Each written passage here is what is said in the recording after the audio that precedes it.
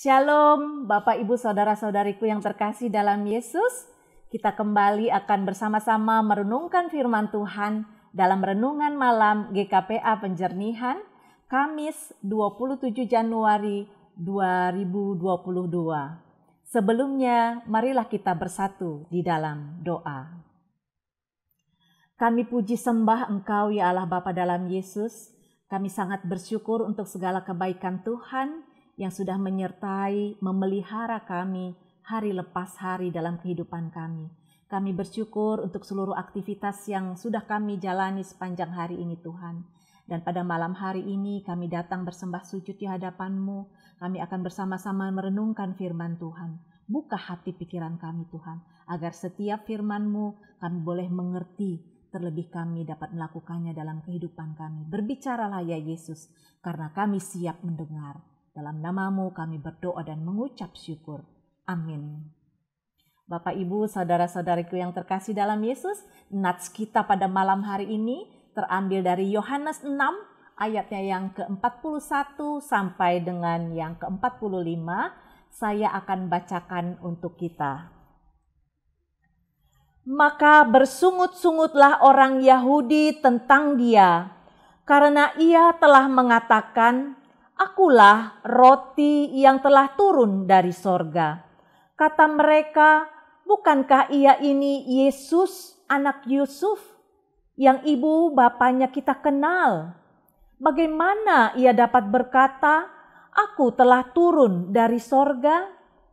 Jawab Yesus kepada mereka, Janganlah kamu bersungut-sungut.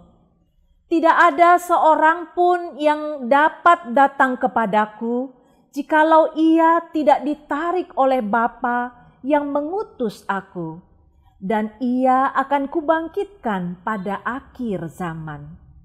Ada tertulis dalam kitab nabi-nabi, dan mereka semua akan diajar oleh Allah. Dan setiap orang yang telah mendengar dan menerima pengajaran dari Bapa datang kepadaku. Hal itu tidak berarti bahwa ada orang yang telah melihat Bapa. Hanya Dia yang datang dari Allah, Dialah yang telah melihat Bapa. Aku berkata kepadamu, sesungguhnya barang siapa percaya, ia mempunyai hidup yang kekal. Akulah roti hidup. Nenek moyangmu telah makan mana di padang gurun, dan mereka telah mati. Inilah roti yang turun dari sorga. Barang siapa makan daripadanya, ia tidak akan mati. Akulah roti hidup yang telah turun dari sorga. Jikalau seseorang makan dari roti ini, ia akan hidup selama-lamanya. Dan roti yang kuberikan itu ialah dagingku yang akan kuberikan untuk hidup dunia. Amin. Demikian firman Tuhan buat kita malam hari ini. Dan tema kita pada malam hari ini adalah Sang Roti Hidup. Bapak Ibu yang terkasih dalam Yesus, roti. Siapa yang tidak pernah makan roti? Anda dan saya tentu pernah makan roti, bukan? Roti merupakan makanan yang sering kita jumpai dan bisa dikonsumsi oleh siapapun. Roti juga bisa mengenyangkan perut seseorang yang sedang kelaparan. Roti juga tidak terlepas dari isi kitab suci.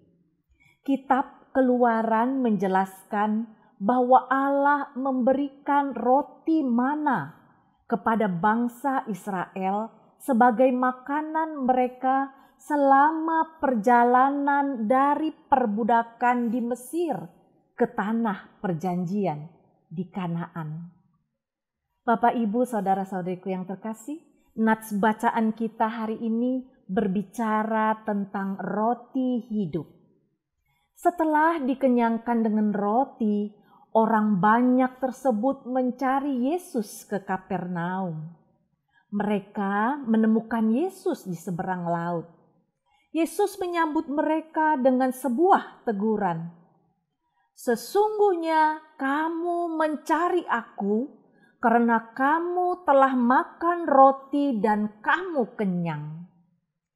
Namun apapun pendapat mereka tentang Yesus, tetap dia memperkenalkan dirinya sebagai roti hidup yang diutus oleh Bapa, ayat yang di 44. Dan hanya dia sajalah yang pernah melihat Bapa, ayat 46.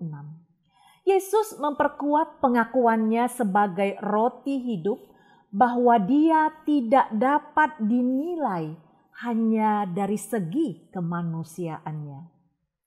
Menurut Yesus ada dua macam makanan. Yang pertama yang dapat binasa, dan yang kedua yang dapat bertahan sampai kepada hidup yang kekal. Ada mana yang dapat hancur, dan roti yang benar-benar dari surga datangnya. Orang banyak terpaku pada roti yang mengenyangkan, namun dapat binasa.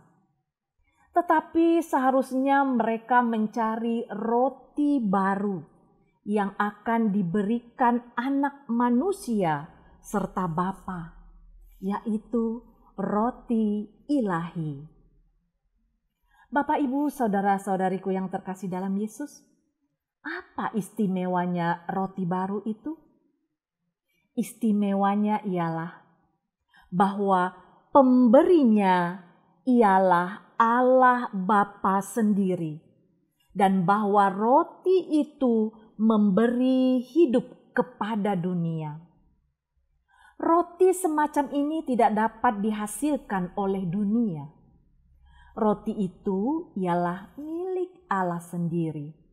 Roti itu memang disediakan Allah dan kini turun dari surga. Para pendengar atau orang banyak itu tertarik dengan roti yang hebat itu. Maka mereka berkata, "Tuhan, berikanlah kami roti itu senantiasa." Berhadapan dengan permintaan itu, Yesus langsung menjawab, "Akulah roti hidup." Bapak, Ibu, saudara-saudariku yang terkasih, pesan dalam bacaan hari ini sangat mendalam. Yesus memperkenalkan dirinya bahwa dia adalah roti hidup yang turun dari surga. Yesus menginginkan agar kita mencari roti yang dapat bertahan, memberikan hidup kekal, dan tentu tidak dapat binasa. Yesus ingin agar setiap kita tidak fokus pada roti yang dapat binasa. Seringkali kita lebih banyak menghabiskan waktu dan tenaga untuk mencari roti yang dapat binasa. Misal, kekayaan, kesuksesan, karir, dan lain sebagainya.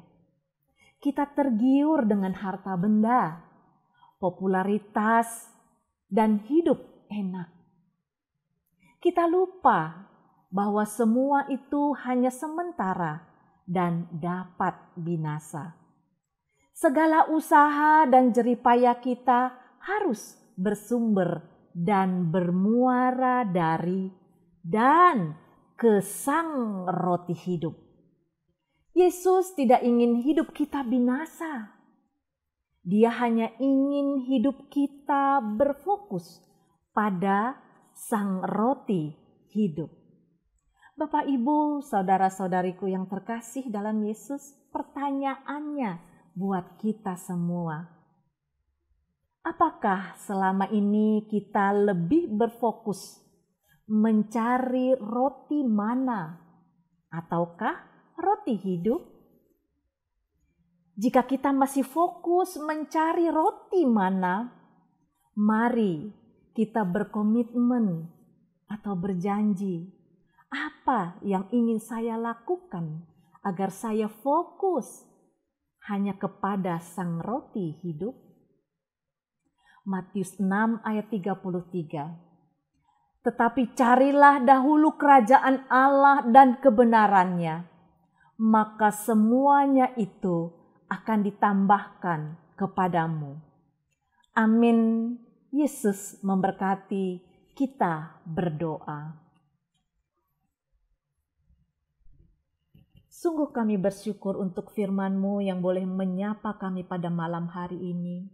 Engkau sang roti hidup itu Tuhan, yang senantiasa menghidupi kami. Engkau yang senantiasa memberkati kami. Biarlah kami boleh fokus kepada roti hidup. Iman percaya kami Tuhan. Terus mencari Engkau. Terus kami boleh hanya menurut kehendak Tuhan. Menurut apa yang kami harus lakukan dalam kehidupan kami. Hidup kami seturut dengan kehendak Tuhan. Bahkan kami boleh menjadi hidup yang terang, menjadi garam dimanapun kami berada. Terima kasih Tuhan Yesus. Biarlah kami juga boleh menggarami orang-orang di sekitar kami, menjadi terang di sekitar kami. Terima kasih Tuhan Yesus yang baik. Biarlah materaikan setiap firman-Mu ini di dalam hati dan pikiran kami, agar kami mampu melakukannya di dalam setiap kehidupan kami. Terpuji nama-Mu Allah Bapa. Di atas segalanya ampuni segala dosa dan pelanggaran kami, agar kami layak di hadapan-Mu menerima berkat-Mu. Hanya di dalam satu nama Yesus Kristus yang ajaib, kami berdoa dan mengucap syukur. Amin. Shalom. Tuhan Yesus memberkati.